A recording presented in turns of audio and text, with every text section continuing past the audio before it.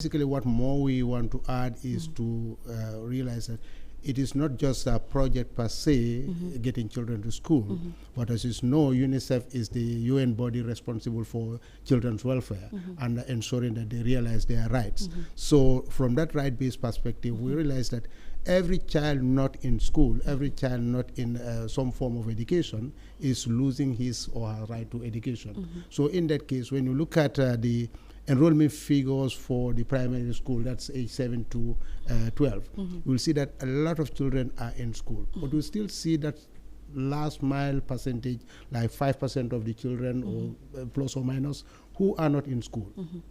And you wonder, why are they not in school? If they are not in school, would they be able to realize their right to education? Probably not. So we said, okay, analyze the situation and find out what are the challenges around that. So in our analysis, we realized that, okay, disability is one aspect. That's why children are not going to school. Because, for example, the facilities are not disability friendly. Children may not be able to navigate, for example, the sandy roads to their schools, or even the school ground, they may not be able to navigate that. So we need to focus on disability and getting those children into school. Then you look at costs that are associated with education. Some parents cannot even afford exercise book for all their children, pencil, learning materials. This is because the family, number of children are going to school. So when you look at all of this, the gender and the safety of schools, all of that put together, we said, then we need a program that will consciously target this last mile percentage so that these children are in school. This is why UNICEF and partners, it's a partnership program, let me emphasize that.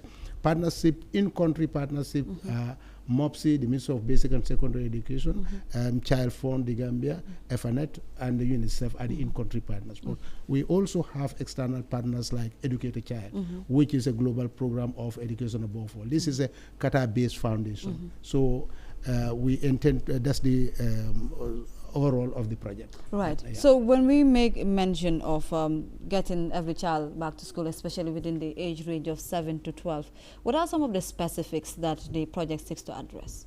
All right. The specifics are like this. Okay.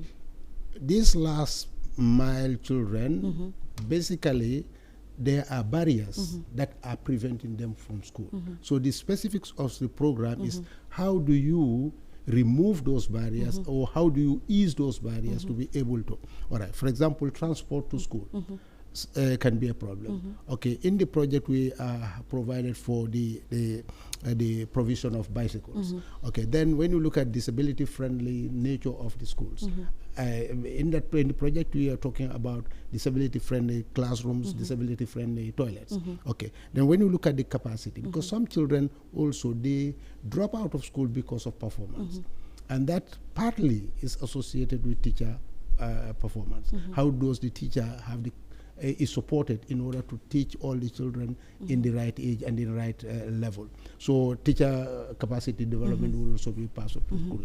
And then families where they are a bit challenged with cost, we have a cash transfer element to that also, so that it cushions the parents' ability to be able to afford that. So overall, if we're able to remove those barriers, then there is an expectation that a lot more children will be in school and we will be able to achieve our goal. Okay, so as enshrined in the Constitution of the Gambia, basic education is a right, and when we talk about this, we look at the aspect of addressing so many things, which irrespective of gender and other geographic, so to say. So how do you intend to implement this particular project nationwide? Right. Okay, first, Constitution perspective, basic education is right, and I think it also added is compulsory. It's compulsory, exactly. Right. Yes. The compulsory element, it means when you, from lay parliament perspective, when you interpret, you may think that, okay, people have to be forced to send the children to school. Right. All right, but until we get to that, it is about persuading people to get to send their children to school. So I think one of the element of this project is persuasion, sensitizing the parents so that they appreciate the importance of education, and every child should be educated so that they can send the children. So it's from that perspective that will be pushing, and I think that's the thing will be pursued in terms of realizing that right to education as enshrined in the Constitution. Right. Yeah. So when is this particular, finally, when is this particular project set to take effect? Okay, the project effective date is in September to now, but what had been happening is project initiation stages. We've been going through that. Now we're working towards the official launching of the project, which is this Friday. Right. So this is why we are having these public engagements to sensitize the public. And the First Lady has accepted to officially launch the project on Friday. So we're expecting to be at this Dauda Kairaba Conference Center on Friday and do the official launching.